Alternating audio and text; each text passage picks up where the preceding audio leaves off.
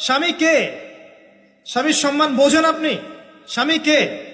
যার ব্যাপারে নবী সাল্লাল্লাহু আলাইহি ওয়াসাল্লাম বলেছেন, আমি যদি আল্লাহ ছাড়া অন্য কাউকে সেজদা করতে বলতাম, তাহলে মেয়েদেরকে বলতাম তারা যেন স্বামীদেরকে সেজদা করে।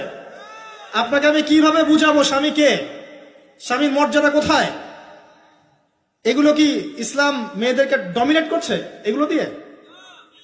কেন? এই স্বামী আপনার জন্য সারাটা জীবন ক্ষয় করে ফেলে।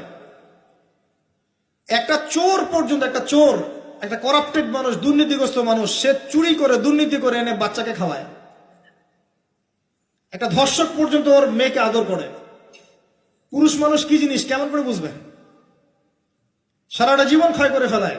যদি আপনি তার আনুগত্য করেন, তার সামনে সুন্দর মতো থাকেন, তার কথার সাথে তর্ক না করেন, ভালোবাসা দিয়ে থাকেন, আপনার জন্য সে জীবন দিতে প্রস্তুত থাকবে। এরকম পুরুষ মানুষ। আপনাদেরকে কেউ চোখ তুলে তাকালে চোখ তুলে ফেলাবে,